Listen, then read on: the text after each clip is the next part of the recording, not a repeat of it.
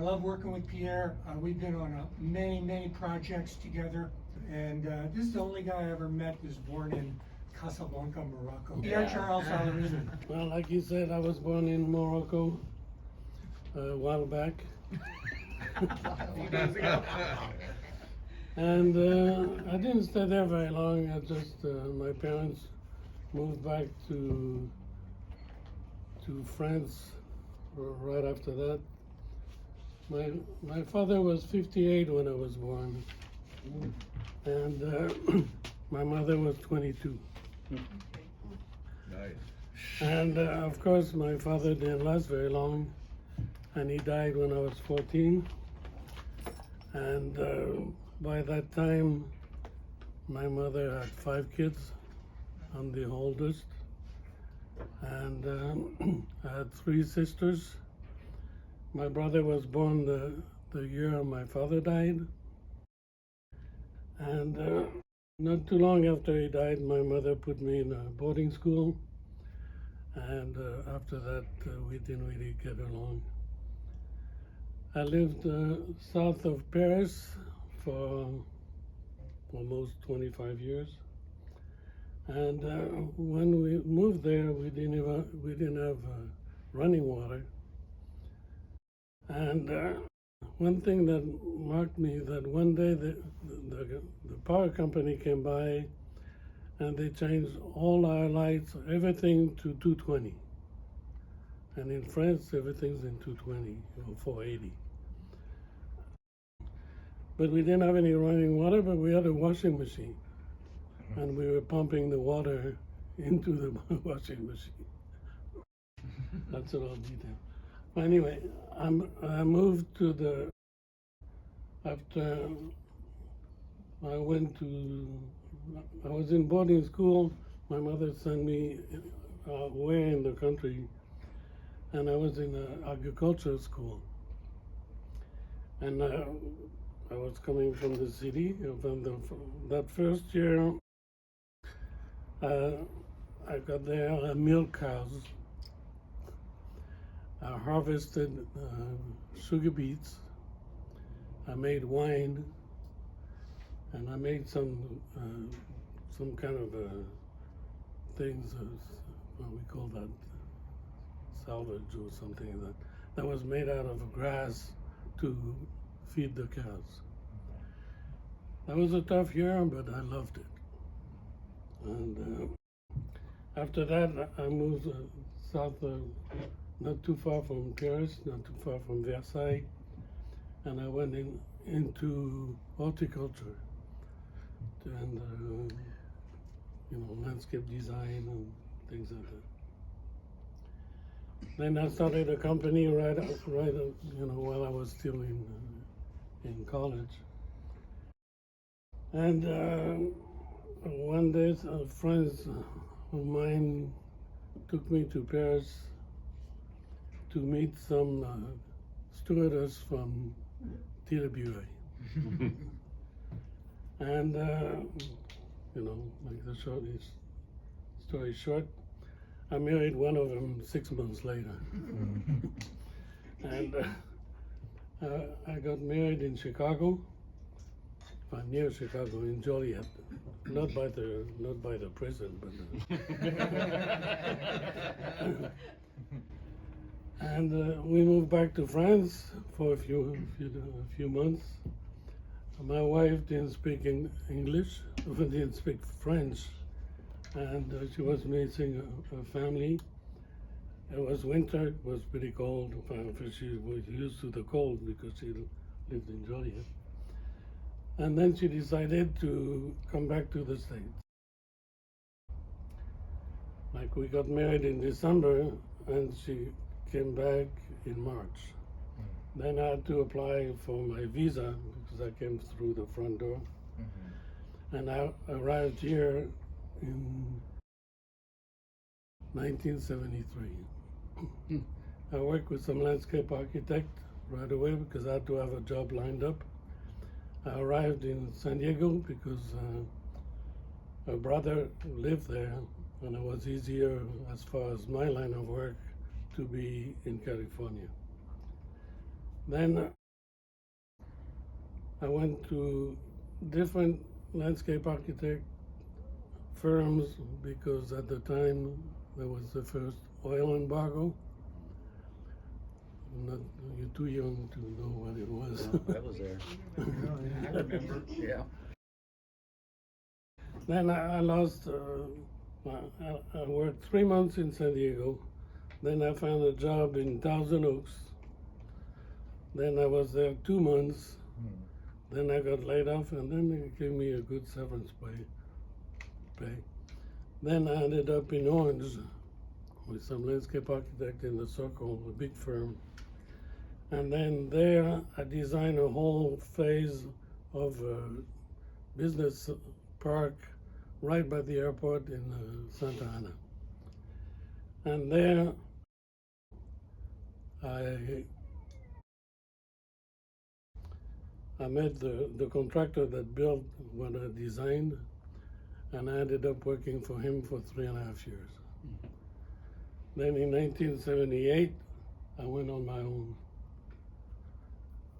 And I started really fast, and I was working on a project in late 79, a project in,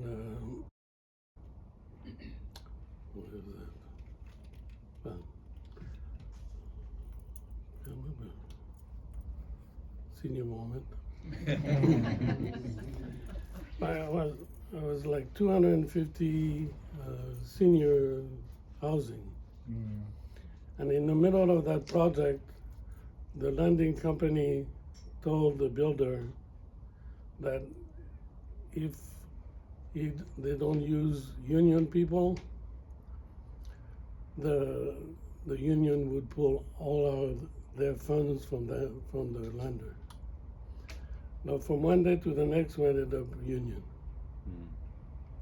which was a disaster because I had to use people from they took all my people. I had 35 people at the time. They took all my people and made them union.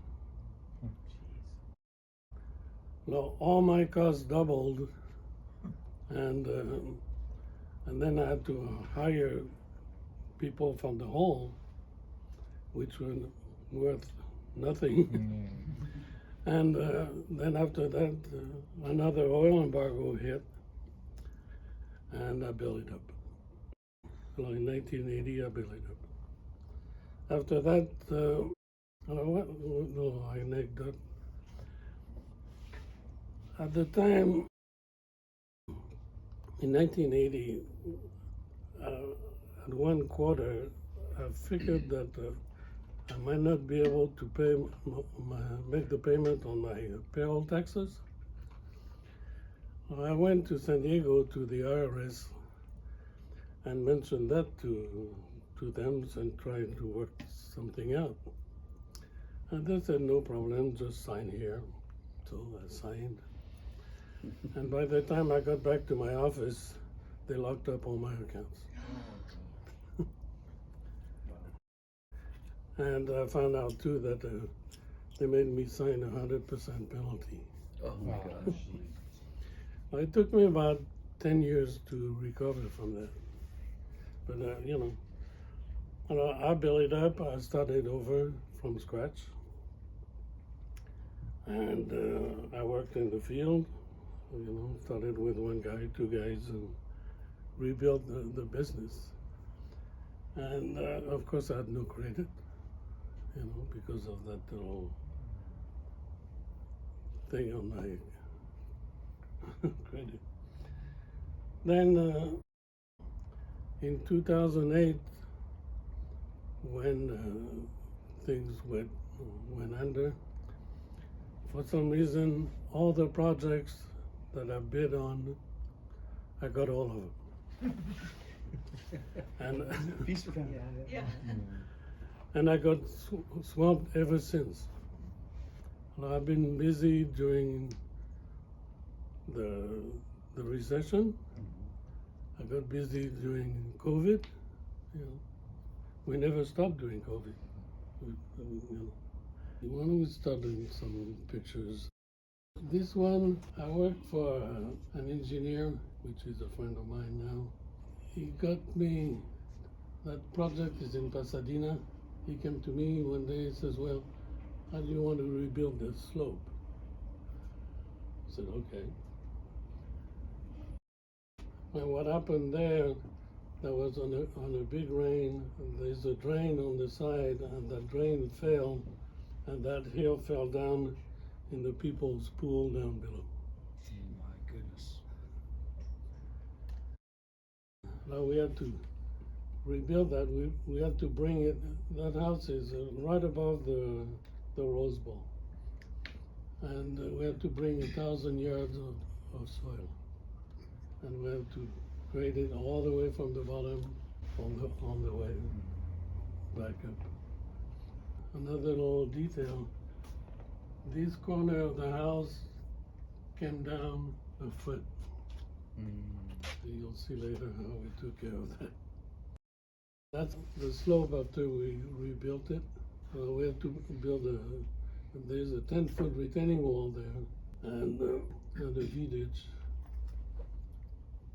After we're done with the repair on that slope, the owners of that house asked me if I wanted to redo all the exterior of their house. And that's for the landscape part. And these caisson cages that we were building, we built this on site. And we dug the caisson by hand on site, 18 feet deep. That part here, the pool was existing, and they refinished the pool right before the slide happened. Well, we rebuilt this. Well, from here back, there was a wood deck. Now we put some pillars on the back there and put a whole slab. How deep were the caissons? That looks like 20 feet. 18 feet. What's the diameter? 3 feet. 3 by 18. On the left, that's what it looked like when we started, and that's what it looked like when we were done. We have one of the caissons right underneath that fireplace. How many caissons did you put in? I think 4 or 5. Wow.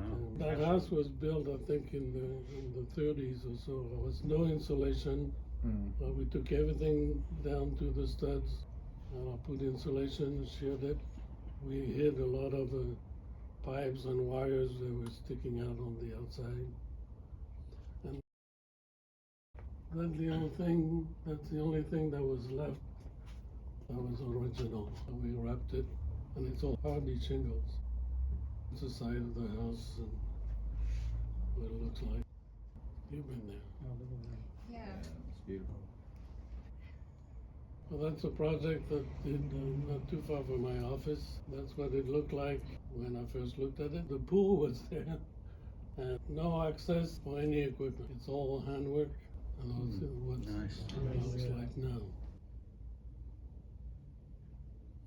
That's the front of the house that you saw before. That's a waterfall that we built in Orange. They had a pool before, right in front of it. There. We backfilled the pool and we built the waterfall. Wow, Is all nice. that real rock? All those large Oh, boulders, it's all that's real. all Yeah, real? it's all real. Yeah, don't do fake. Also, I've been maintaining the Niguel Botanical Preserve for over 30 years in Laguna, Niguel. I was in the Rotary in 1992. One of the members there was the president of that preserve.